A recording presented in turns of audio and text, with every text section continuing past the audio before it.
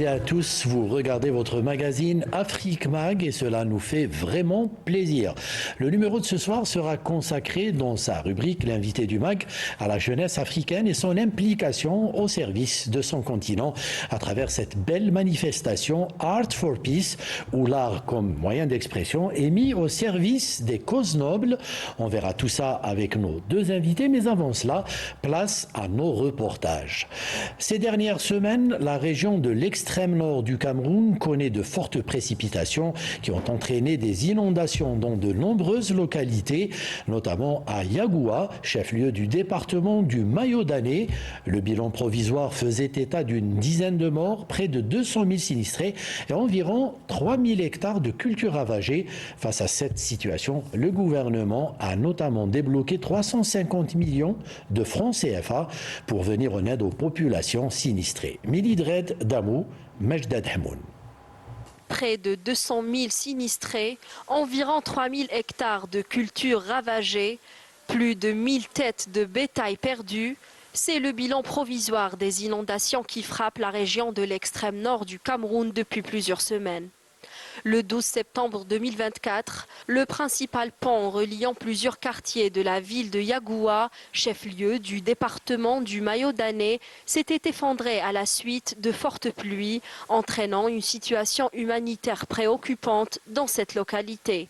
Face à cette situation, le gouvernement fournit une aide d'urgence aux populations sinistrées. Le chef de l'État a débloqué une dotation spéciale de 350 millions de francs CFA pour accorder une assistance d'urgence aux sinistrés. Et cette assistance, comme vous pouvez le deviner, matelas, couverture, denrées alimentaires, kits sanitaires, moustiquaires imprégnés et d'autres commodités. Il y a environ 50 camions qui partiront de Yaoundé transportant cette aide. Ces dernières semaines, la région de l'extrême nord du Cameroun connaît de fortes précipitations, particulièrement le département du Mayo-Danné. Cette situation a entraîné des inondations dans de nombreuses localités provoquées par le débordement du fleuve Logone et de ses affluents. Face aux inondations récurrentes qui affectent cette région, le gouvernement s'est engagé à évaluer les causes profondes pour prévenir et remédier à la situation.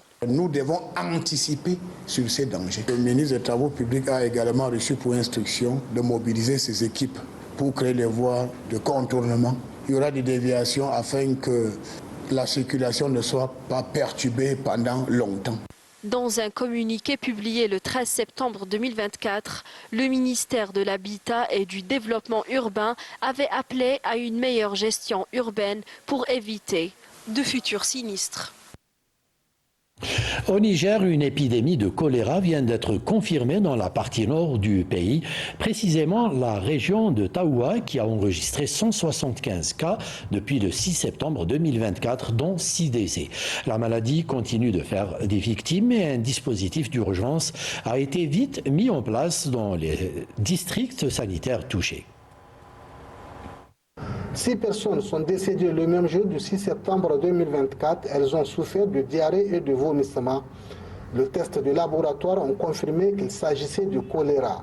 Par rapport à l'épidémie de choléra qui a été déclarée dans la région de Tawa, il faut retenir que cette épidémie, les premiers cas ont été enregistrés dans la soirée du 5 et la matinée du 6. À 8 heures, nous avons enregistré 175 cas, dont 6 décès. Face à l'urgence, l'administration sanitaire installe des sites de prise en charge des malades. Nous avons fait des sites de prise en charge, donc avec des sites, en tout cas plusieurs sites au niveau des CSI, au niveau des villages même où on a des cas, pour éviter la propagation, parce qu'un malade ne devait pas être transporté d'un village à un autre. Donc dès qu'on a des cas dans le village, on les circonscrit au village et on fait un site de prise en charge. Donc le site de prise en charge, on amène des agents de santé, mais au-delà des agents de santé pour la prise en charge, donc pour corriger la déshydratation que les malades souvent présentent, donner des antibiotiques donc pour vraiment combattre le germe en question qui provoque la maladie. Et au-delà du traitement, donc il y a d'autres actions comme celle de la communication. Donc on part dans la population, on a une équipe, donc comme j'ai dit, pluridisciplinaire, on a des communicateurs. Donc on a des agents hydroliciens, on a des agents de santé, Donc, on a des techniciens d'hygiène. Donc, après, la communication, c'est elle qui assure le relais. Il y a les SBC, UNICEF, des agents OMS qui nous accompagnent. Donc, la communication, c'est la sensibilisation à l'endroit de la population sur l'hygiène d'abord, environnementale, donc vestimentaire et comportementale. Donc, on doit traiter son environnement, donc la propriété, parce que la maladie, elle survient là où il y a la saleté. Pour preuve, les deux premiers villages, c'est des villages qui étaient inondés, là où on a commencé donc, à voir les cas. La gestion de cette épidémie de choléra vient ainsi s'ajouter aux conséquences des inondations, des coupures de trafic routier, des hébergements des personnes sinistrées que les autorités s'attellent à prendre en charge avec un budget de 12 milliards de francs CFA dégagés sur fonds propres.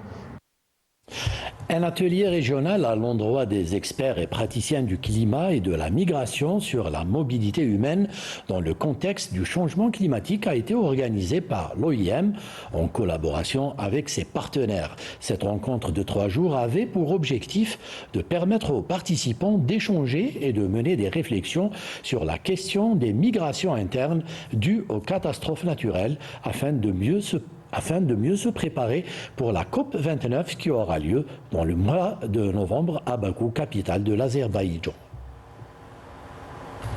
Inondations, tempêtes et des glissements de terrain font partie des corollaires du changement climatique. Le phénomène a de sérieux impacts sur les dynamiques migratoires en Afrique de l'Ouest.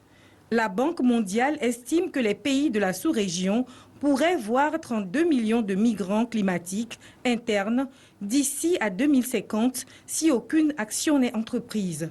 Cette rencontre régionale entre experts et praticiens du climat et de la migration, initiée par l'Organisation internationale pour les migrations OIM, juge de l'urgence des actions à mener.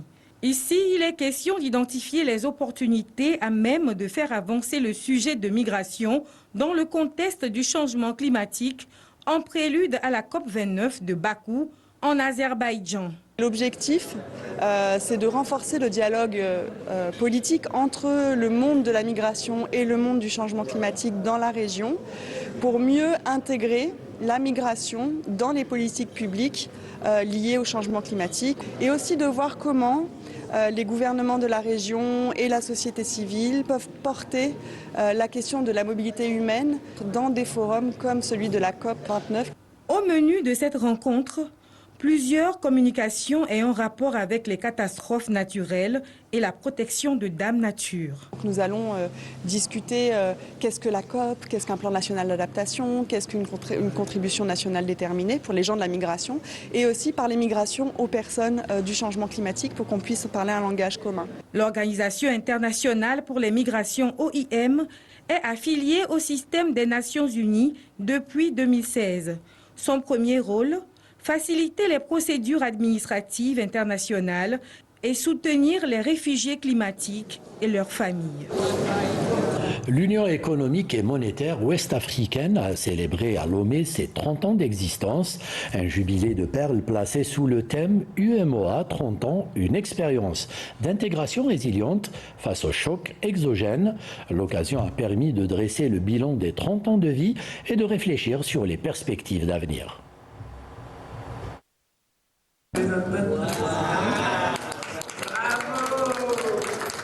L'Union économique et monétaire ouest-africaine UMOA a 30 ans. Un rêve d'intégration régionale, de coopération renforcée et de prospérité partagée devenu réalité. L'UMOA est désormais bien assise et soutenue par des institutions solides avec des réalisations concrètes.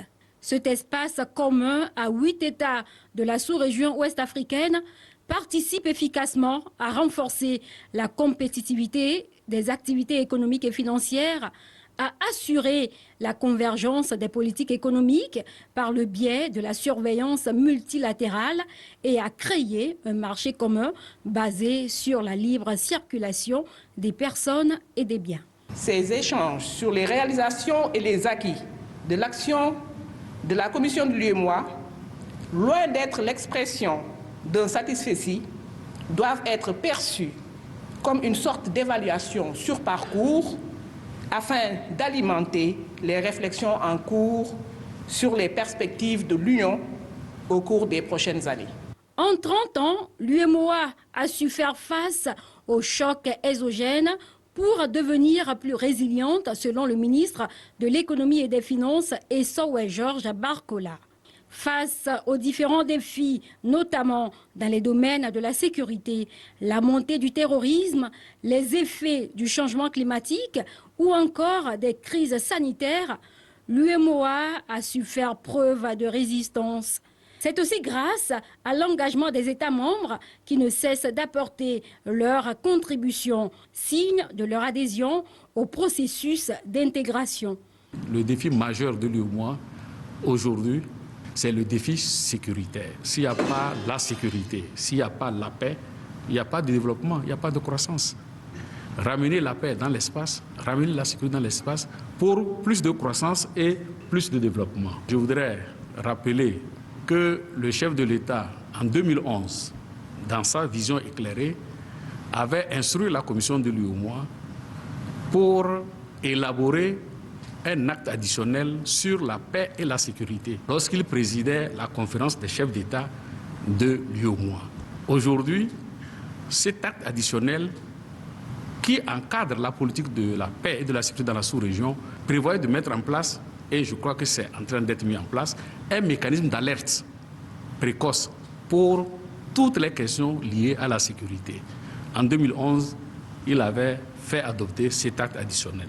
Depuis sa création, l'UEMOA a démontré sa capacité à maintenir une croissance économique notable et une inflation maîtrisée pour le bonheur des populations de son espace. La production est passée de 15 028 milliards de francs CFA en 1994 à 121 494 milliards en 2023, avec une croissance restée assez stable et une inflation bien maîtrisée. Le commerce intra-UEMOA reste quant à lui faible, selon le ministre de l'Économie et des Finances. Malgré l'augmentation régulière des flux entre 2005 et 2021, une tendance stagnante est observée depuis 2021 autour de 15%. Ce taux se révèle très insuffisant. Aussi, des initiatives comme l'institutionnalisation du mois du consommé local sont prises en compte dans l'optique de valoriser davantage le potentiel de l'espace UEMOA et d'accès aux marchés régionaux et internationaux. Pour les années à venir, les perspectives sont grandes. Essowe Georges Barcola, ministre de l'Économie et des Finances, a exhorté tous les acteurs à continuer à œuvrer pour une union plus forte, plus intégrée, plus prospère et partagée.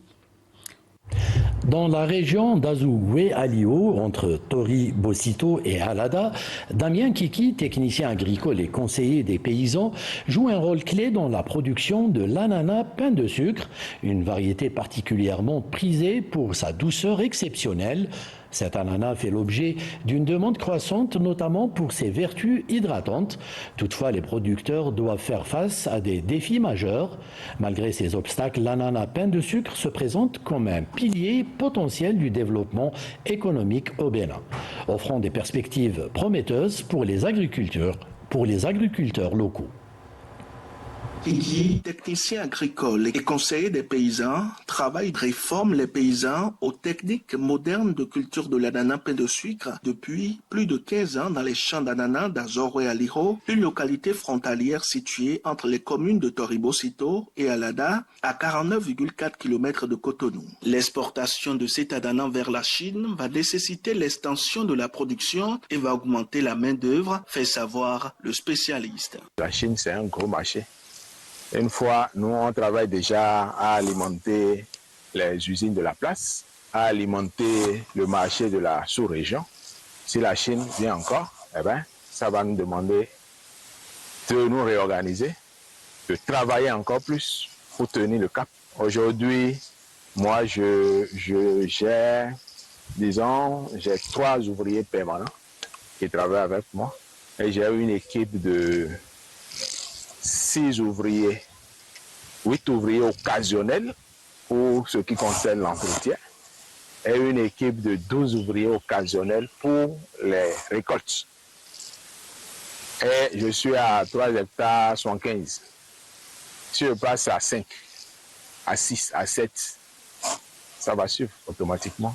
Je dis moi, les autres agriculteurs qui travaillent plus que moi, parce que moi, je suis technicien agricole.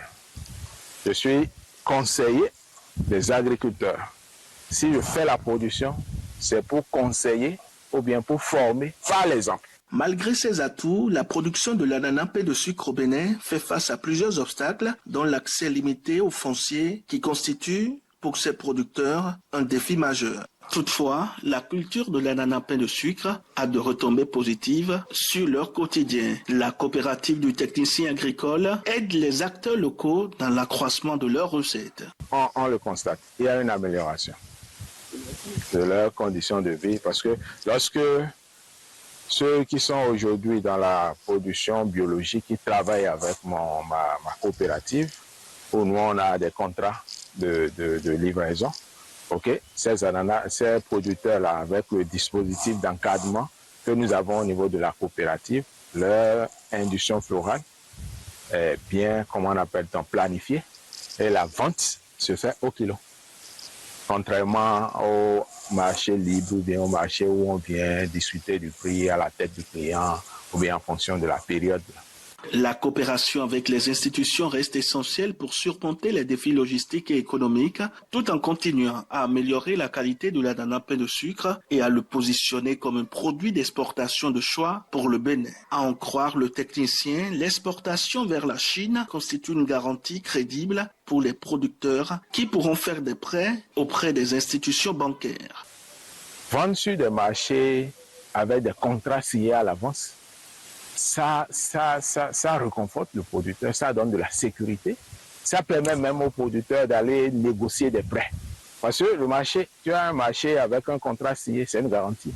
Tu mets ça sur la table de la banque sait que déjà, si je mets mon argent dans la production de cette spéculation, là où le produit fini va partir, c'est déjà garanti. L'ananas pain de sucre du Bénin, avec son goût unique et ses nombreuses qualités, se présente comme une véritable opportunité économique, aussi bien pour la Chine que pour le Bénin.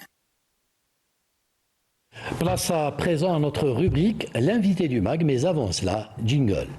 Plaisir d'accueillir aujourd'hui non pas un invité, mais deux invités très dynamiques que j'ai eu le plaisir d'accueillir à 2 reprises déjà sur notre plateau d'Afrique MAG.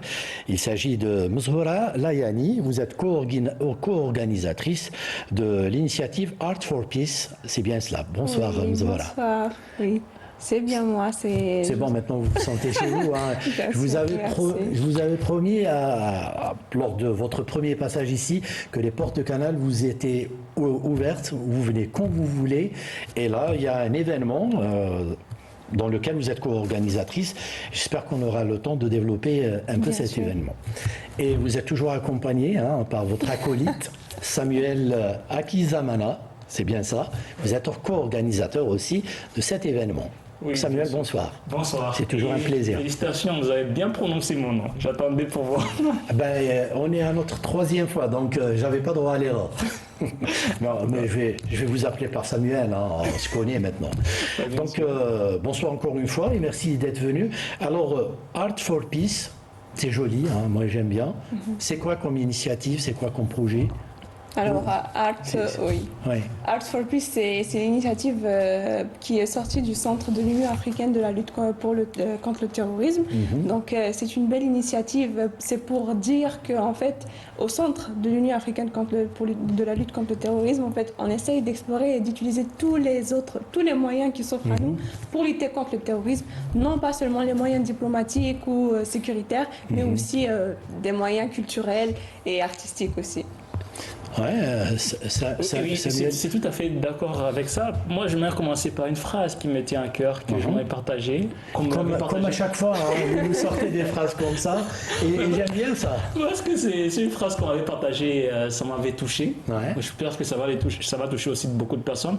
Ça part sur la paix, parce que cette initiative, ce projet-là de l'Union africaine, c'est en rapport avec la date internationale de la paix. Parce que le 21 septembre, si je peux le dire, le 21 septembre, c'était la journée internationale de la paix. Oui. À travers ça, donc, il y avait un message que le centre voulait donner. Maintenant, moi, le petit message que je voulais donner, qui m'avait touché moi aussi, c'est cette phrase qui dit « Celui qui n'a pas connu la vraie souffrance ne désire pas la véritable paix. » Mais en regardant en Afrique, on a tant subi. On a tant subi. Donc on connaît ce qu'est la souffrance et du coup on cherche la paix. Et comme elle a su le dire, Mesora, à travers ce qu'elle a dit, c'est très important de savoir que, vous savez, il y a plusieurs moyens de lutter contre le terrorisme. Il y a plusieurs façons aussi de lutter. Et l'une de ces façons, c'est ça que l'initiative et ce projet du Centre de l'Union africaine pour la lutte contre le terrorisme a utilisé. C'est la culture et l'art. Parce que, comme on le sait tous, la communication en réalité, c'est une arme de construction massive. Et avec la paix, on veut construire cette paix. Et on connaît la souffrance. Et du coup, on veut transmettre la paix. Et cette initiative et le projet ultime pour montrer en disant il y a plusieurs moyens de combattre le terrorisme et aussi apporter la paix, d'où l'Art for Peace. Comme vous le disiez très bien, pour nous les Africains, ça ne peut que nous parler. On a tellement souffert du terrorisme, du colonialisme, de pas mal de mots justement, et qu'il faut... alors justement, pour les jeunes, je pense qu'il est plus facile de laisser sensibiliser à ces sujets à travers l'art, non ? Oui, effectivement. Déjà, en fait, nous la génération actuelle, c'est la génération qui va hériter d'un monde qui est en évolution en fait assez perpétuelle, rapide. Oui, et aussi dans un monde ou dans un contexte où la terreur ou bien la violence devient de plus en plus une norme, c'est un moyen aussi de dire que on a une part de responsabilité de trouver un moyen de lutter contre cette violence. Et là, le moyen culturel aussi qu'on a utilisé au centre avec l'initiative Art for Peace, c'est de dire que la culture aussi est un moyen de lutter contre cette violence. Et c'est un moyen de lutter contre tout ce terrorisme en fait qui existe, surtout notre continent africain. Nous souffrons beaucoup de ce terrorisme et de la violence qu'on voit tous les jours. Donc moi je dirais que c'est important et c'est la jeunesse aussi, on doit prendre des initiatives pareilles pour lutter contre ça. Et c'est là où moi ça m'intéresse le plus. Je suis tout à fait d'accord avec ce qu'il est en train de dire. Vous savez, on revient toujours parce qu'on parle de l'Union africaine. Et l'Union africaine a l'agenda de l'Union africaine. Et le slogan de l'agenda de l'Union africaine jusqu'à 2063, c'est l'Afrique que nous voulons. Et si on dit que l'Afrique que nous voulons, c'est à nous de la faire. Et à travers ça, vous avez parlé d'une chose très importante, disons, le message transmis. C'est-à-dire qu'il faut que nous, en tant que la jeunesse africaine, et surtout avec les différentes autorités, nous devons montrer aussi une autre image de notre continent qui est l'Afrique. C'est-à-dire que nous avons tant de potentiel. Il n'y a pas que ça, il n'y a pas que tout ce qui est violence, etc. Mais il y a aussi la paix. Il faut montrer cette unicité. Même à travers, moi je vais revenir, pour rebondir sur Art for Peace, je vais revenir sur l'objectif même de la création de l'organisation de l'Union africaine. C'est à travers l'unicité. Et si on regarde à travers cet événement, c'est là où c'est encore plus agréable parce qu'on voit cette unicité, parce qu'on voit tous les pays, parce que tous les pays représentant l'Afrique ont été invités à travers cette événement. Moi, ce qu'il est en train de dire, ça me rappelle aussi un truc on était en train de parler de ça ce matin. C'était le congrès des écrivains et des artistes noirs qui s'est passé à Paris en 1956. C'est aussi le congrès en fait qui a réuni plusieurs leaders africains, panafricains, de l'Afrique, des Caraïbes, etc. Pour lutter contre le colonialisme à cette époque-là et pour dénoncer certains stéréotypes et aussi dénoncer les faits que les Africains étaient en train de vivre avec tout ce qui s'est passé avec le colonialisme. Donc aussi cette initiative, aujourd'hui c'est contre le terrorisme parce que nous avons appris au passé, à présent aussi nous devons appliquer ce qu'on avait appris avec nos leaders qui nous ont laissé un grand héritage.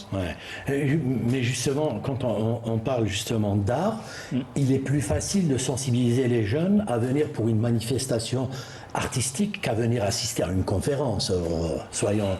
Hein? Oui, en dehors de ça, c'est aussi le côté palpable de la chose. C'est-à-dire que déjà, à travers l'art, on voit le message qui est transmis.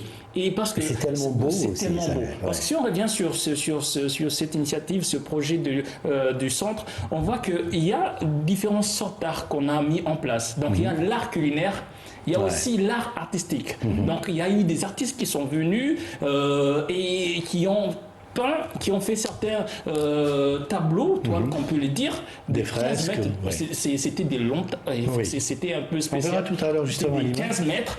Donc Ils ont transmis ce message de paix, parce que si on regarde, il y a 3 toiles qui étaient exposées par ces artistes. Donc, il y a un message qui était constitué à travers la femme, donc la femme africaine, etc., comment elle apporte la paix, etc. Il y avait un fresque aussi, cette toile-là, qui montrait le message de la paix vu par un enfant. Qu'est-ce que l'enfant, comment voit l'enfant ou la jeunesse africaine voit la paix. Le citoyen de demain. Exactement. Et aussi, il y avait le côté où on voulait montrer l'unicité à travers la toile. Donc, à travers une toile, on pouvait voir l'unicité. Là, on a pris, et l'artiste en question avait pris l'exemple des herbes, où il avait fait des recherches en constituant des recherches. Il a remarqué que les herbes étaient des animaux qui vivaient en communauté, et à travers ça, ils faisaient tous ensemble. C'est-à-dire que c'est des animaux qui représentent cette unicité.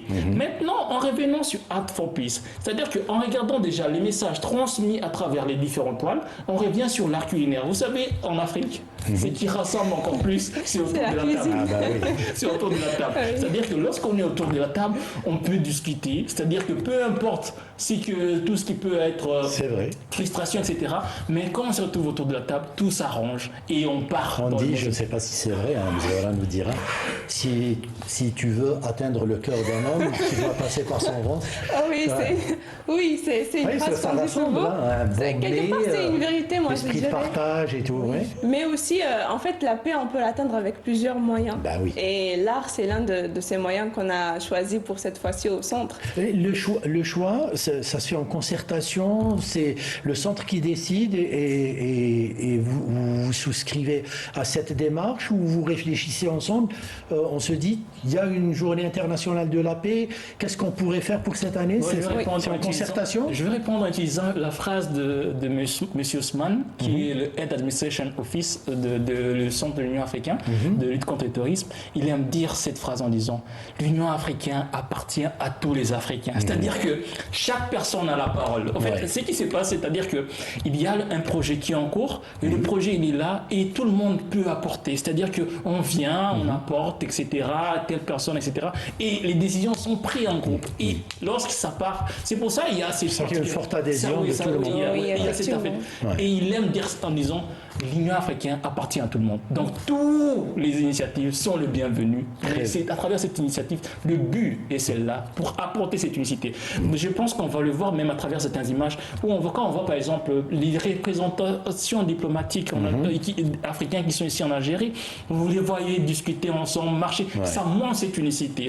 Non seulement ça aussi, il y avait, pendant l'événement, il y avait la fresque que tous les diplomates, aussi tous les invités de cet événement, ils ont participé pour laisser un message de justement, paix. Alors, voilà, cette initiative, elle concerne qui? Les artistes, les diplomates? Oui, effectivement, il y avait des artistes, il y avait des diplomates, ça concernait tout le continent africain. Donc, on avait des représentants diplomatiques qui étaient ici en Algérie. Ils ont tous joué le jeu, les artistes ont répondu favorablement, c'était facile de les sensibiliser par rapport à cette initiative? Oui, tout le monde adhérait à ce projet, en fait. C'est ce qui est magnifique à voir, en fait. Tout le monde a pris cette initiative comme un projet un projet personnel qui les appartenait. Ils voyaient cette responsabilité d'appuyer en fait et d'apporter un plus à ce projet-là qui était une initiative du Centre de l'Union africaine. Et pour aller encore pour rebondir sur ce qu'était en train de dire, les mêmes bastiers, c'est-à-dire tous les pays les membres de l'Union africaine, vous savez que tous, c'est une collaboration en fait. C'est pas seulement quand on parle le centre, c'est pas seulement le centre, c'est tous les mêmes bastiers, donc les pays membres de l'Union africaine, tous ils ont contribué. C'est-à-dire que tous ils ont contribué. C'est-à-dire qu'on va regarder, c'est le résultat de la collaboration des mêmes bastiers en réalité avec le centre. C'est-à-dire que tous ils ont apporté parce que le plus important, par exemple, le plus important c'était de voir que un plat par exemple, je vais aller dans le côté culinaire pour un peu, parce que moi j'ai mangé, je l'ai dit. On est deux alors. Par exemple, lorsqu'une personne vient au niveau de l'exposition et que tu peux goûter, c'est-à-dire que tu vas voyager, c'est-à-dire qu'en partant de la Mauritanie, parce que tu commences à manger à travers de la Mauritanie. Il y a la Mauritanie, il y a le Tchad, il y a plusieurs pays. Tu vas te retrouver jusqu'au Zimbabwe en train de déguster. Et la particularité, c'est quoi? C'est qu'on trouve qu'il y a cette similitude où on voit que l'Afrique a été unie. Et on voit qu'on partage les mêmes visions, les mêmes objectifs et qu'on est réellement unis. Même à travers les objets, tout ce qui est culturel qu'on pouvait trouver dans certains pays. En fait, c'est des trucs, des objets, en fait, des sculptures qu'on pourra trouver en Algérie qu'on pourra trouver au Burundi, à Madagascar. Il y a forcément toujours quelque chose en commun entre tous ces objets-là. Tout est réuni. Par exemple, si on regarde les sculptures, par exemple, vous allez voir qu'on a regardé les sculptures du Nigeria et tu trouvais que le même sculpture du Nigeria ressemblait à une sculpture au Ghana, du Togo. En fait, on s'est retrouvés et c'est là où on s'est rendu compte comment ça a pu voyager jusque-là. Et ils te disent non, c'est ainsi. On a la même culture en réalité. On a la même culture parce qu'à la base, on n'avait pas de frontières en Afrique. C'est avec la colonisation qu'on nous a imposé ces frontières. Donc on le voit à travers la culture. Voyager entre un pays et un autre. C'est bien beau de le dire, mais le sentir, c'est encore mieux. Et là, avec ça, ils le sentent réellement. Surtout, on revient sur le principe de base même des frontières. Vous savez, les frontières, parce qu'elle vient de dire quelque chose qui est très important. Quand on disait frontières, il n'y avait pas des frontières. En fait, les frontières pour nous en Afrique, c'était quoi? C'était les lieux d'échange en réalité. C'est-à-dire que telle personne, par exemple, qui était dans tel endroit, telle localité, venait à un endroit précis pour échanger ce qu'il avait avec une autre personne. C'était ça le principe des frontières. Et on a retrouvé ça, cette unicité. C'était ça le but. Et franchement, on a bien profité et j'ai beaucoup mangé. Surtout, on retiendra que vous aviez beaucoup mangé. Sinon, une initiative comme ça, c'est laborieux à préparer. Vous, les jeunes, je sais que vous êtes animés d'une très bonne volonté et que vous êtes vraiment très dynamique. Ça prend beaucoup de temps, ça prend beaucoup d'efforts pour préparer un événement pareil? Oui, ça prend du temps, mais surtout, je dirais que c'est le premier événement culturel que le centre organise. Mais c'est la première aussi édition. Donc, les années à venir, on va voir avec les éditions, on va les améliorer encore plus. Il y aura d'autres pays, autres artistes venant d'autres pays africains qui vont se rejoindre au sein d'un endroit. Donc, cette fois-ci, on n'a eu que des artistes algériens, mais pas pour la prochaine fois. On va étendre un peu le projet pour aller un peu plus loin. Oui. Oui, parce que après la première édition, on a commencé déjà avec le pays hôte où le centre est, c'est l'Algérie. Il y a eu des artistes algériens, ils ont pu faire les grandes toiles, les 15 mètres, qui sont géniales. Franchement, ils sont très très géniales. Ils y ont mis tout leur temps et ils ont transmis cet amour. Et même avec les prochaines éditions, mais même à travers la première édition, on a eu des sculptures et des tableaux venant d'autres pays. Mais à travers les ambassades. Oui, à travers les ambassades. Comme on a dit, c'est la collaboration en fait. C'est pour ça, tous les member states, ils ont collaboré pour cette initiative.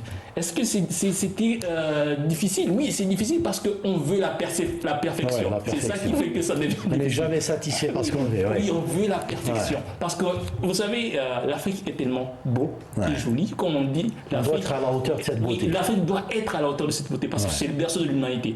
Donc, vouloir transmettre, c'était ça la première inquiétude, vouloir transmettre ce berceau de l'humanité aux yeux du monde. Parce qu'on voulait voir que nous, on le voit, que les autres puissent le voir. Par exemple, si une personne est en Asie, ils puissent voir en disant oui, l'Afrique est beau. Oui, c'est un beau continent. Et à travers cet événement aussi, on a vu on le voit, c'est riche en couleurs, en saveurs, en senteurs et tout. Il y avait cette harmonie et ce vivre ensemble. Donc tout le monde était d'accord avec l'autre et on se partageait beaucoup de tâches. C'était un événement ouvert au public ou c'était un peu restreint? De ce côté-là, je dirais que c'était un peu restreint. Parce que c'est une première édition, donc on ne sait pas. C'était pas ouvert au public, mais avec avec les autres éditions à venir, peut-être c'est une bonne remarque et c'est une bonne note à prendre aussi. Au programme, il y avait quoi au juste? À part Au programme, il y avait déjà l'ouverture. Il y a l'ouverture officielle. On devait lancer en disant... ça s'est fait en une journée, c'est bien ça? Oui, ça s'est fait en une journée. Donc, il y avait l'ouverture déjà. L'ouverture où le directeur du centre a lancé maintenant en disant le projet Art for Peace est ouvert. Et par après, il y a eu le côté art culturel, je peux dire les toiles, etc., l'exposition des toiles, etc. Par après, il y a eu la chose la plus importante que Mesura a pu dire en disant il y a eu la signature parce qu'il fallait qu'on marque ce moment. C'est-à-dire que tous les représentants diplomatiques qui étaient là, toutes les personnes qui étaient là, même si tu n'es pas un représentant diplomatique, on a marqué cette journée en donnant une empreinte à travers cet événement. Donc on a laissé une empreinte à travers cet événement. Et après, dans le programme, il y a eu le moment spécial spécial que je peux dire aussi, où on a eu le partage culinaire, découverte de l'art culinaire, c'est-à-dire que pour découvrir l'art culinaire de tous les pays. Donc c'était un programme vraiment chargé, mais vraiment très très intéressant.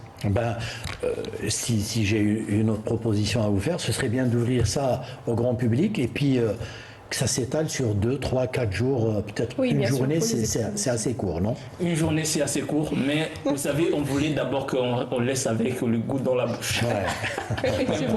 Pour les prochains, comme elle a su le dire, les prochains, parce que ça sera un événement, ce projet a été ouvert, a été lancé. Il faut le pérenniser. Mais ça va être chaque année il y aura Art for Peace, chaque année il y aura Art for Peace. Ça, c'était la première édition, mais chaque année il va y avoir Art for Peace. Et maintenant, bien sûr que ça va être ouvert au public. Et vous avez demandé aussi en disant comment les artistes ont pu participer. Oui, vous savez qu'il y a beaucoup d'artistes qui ont demandé en disant pour la prochaine édition, nous aimerions être là. Pour transmettre, ils s'engagent déjà. Pour transmettre ce message de paix, pour transmettre ce message d'unicité. Parce que c'est ce qui est beau à voir. Vous savez, je vais parler sur ma personne à moi. Moi, j'étais juste en train de regarder, j'ai regardé la cour. Il y avait plein de monde, il y avait vraiment plein de monde. Et en regardant dans ce plein de monde, vous ne pouviez pas différencier un ambassadeur d'une personne qui n'est pas ambassadeur dans cet endroit-là. Tous, ils étaient unis. C'est-à-dire que ça m'a rappelé quelque chose que j'aime dire le plus souvent. Ce sont les rêves les plus forts qui changent le cours du destin. Parce qu'en regardant ce que j'ai vu là, j'étais ému. J'étais content en disant, je viens de voir ce qui est... C'est que ce soit Kwame Nkrumah qui aime dire Africa must be united, j'ai vu ça cette journée-là. Et vous avez participé à ça, donc c'est encore plus beau. Tout le monde a participé à ça. On sent la passion chez vous, Samuel. C'est bien, c'est une occasion aussi pour dire que la paix et la sécurité, ça doit et ça peut se créer et se construire par nous. Tout à fait. Donc, comme le directeur ici le disait pendant son discours, soyons les ambassadeurs de cette paix. Parce que l'événement d'hier, ce n'était pas seulement un événement culturel, mais un engagement pour la paix dans le continent africain. Et c'est notre responsabilité aussi autant que jeunes. La jeunesse, comme je le disais, elle a une grande part de responsabilité parce que nous sommes l'avenir, nous sommes demain, donc nous devons commencer à travailler sur ça maintenant. Et nous les vieux, ça nous donne de l'espoir. Vous voyez, vous les jeunes, vous battre pour ce continent. Franchement, moi, à chaque fois que je vous accueille ici, je suis vraiment très optimiste quant à l'avenir de l'Afrique, parce que cet avenir-là, il se construira à travers vous les jeunes. Alors, on arrive pratiquement à la fin du magazine. Comme ça, à chaud, pour vous, c'est une réussite totale? Il y a des choses perfectibles sur lesquelles il va falloir agir pour les prochaines éditions? Oui, c'était une réussite, mais on a, comme à chaque fois, on a fait certaines erreurs. Je dirais qu'on va corriger. Vous avez discuté entre vous? Bien sûr, oui, bien sûr. À chaque fois, on fait des réunions, on discute tous ensemble avec le staff du CAIRT. Donc, on a eu cette occasion de travailler tous ensemble. Et pour les prochaines éditions, on va corriger certains trucs. Donc, voilà. Et il y a beaucoup de choses qu'on va améliorer. On a appris beaucoup de choses aussi. Mais cette harmonie... Mais c'est surtout ça, apprendre de ses erreurs. Ça reste toujours une réussite avec cette harmonie et toute cette joie qu'on a vécue hier. Moi, ce que je dirais par là, c'est qu'on a vraiment appris. Par exemple, quand elle dit corriger, c'est dans le sens où on aimerait qu'il y ait encore plus de participation. C'est-à-dire que, par exemple, qu'elle soit ouverte au public, que ça dure pendant un certain temps. Parce que les gens, le côté où les gens disaient « Ah, c'est fini, c'est seulement pour aujourd'hui, c'est seulement jusqu'à cette heure-ci et c'est fini. » Maintenant, on va voir comment ça peut être étalé, par exemple, sur 3-4 jours, peut-être même une semaine. Et surtout, c'est vrai qu'un artiste, quand il ramène son œuvre, il a bien envie que les gens profitent de cette œuvre. Surtout le message qui est derrière. Ça reste frustrant pour lui. C'est le message qui est derrière, parce que c'est des sculptures qui ont des messages transmis. C'est-à-dire que ce message-là, que ça puisse être transmis pendant un certain moment. Et surtout qu'on n'a pas eu la chance aussi d'avoir beaucoup de temps dans un stand. À chaque fois, on était précipité de découvrir un autre pays. Parce qu'il fallait speeder, sinon vous n'auriez pas le temps de tout voir. Sinon, on n'aurait pas le temps de tout voir. Et surtout, avec les prochaines éditions, il y aura des colloques artistiques, c'est-à-dire que les artistes des différents pays pourront... Ce serait bien aussi qu'il y ait comme ça des concerts musicaux avec un... Voilà, par exemple, parce que quand on parle d'Art for Peace, vous voyez que c'est tout ce qui est en rapport avec l'art. L'art et la culture. L'art et la culture, c'est intéressant. La musique, ça rassemble aussi. La musique.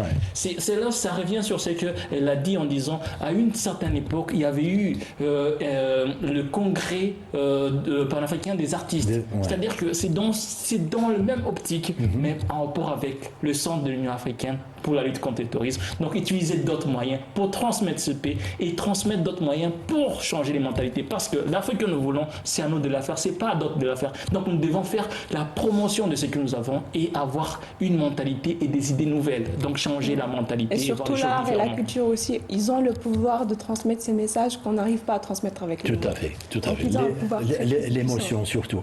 En tout cas, vous nous trouverez toujours là. Les portes du canal Algérie vous seront toujours ouvertes. Vous venez quand vous voulez pour cette initiative ou d'autres. Vous êtes toujours les bienvenus. Merci beaucoup, Mzhora Layani. Merci Samuel Akizimana d'être venu ce soir. Je vous dis merci beaucoup pour tout ce que vous faites pour ce continent. Continuez comme ça, vous êtes formidables. Je vous encourage. J'espère vous revoir très bientôt sur le plateau d'Afrique Mag. Sinon, il faut dire qu'il y a FM, c'est bien aussi. Je vais vous faire un peu de pub pour votre radio. Merci à tous nos amis techniciens du Studio 2.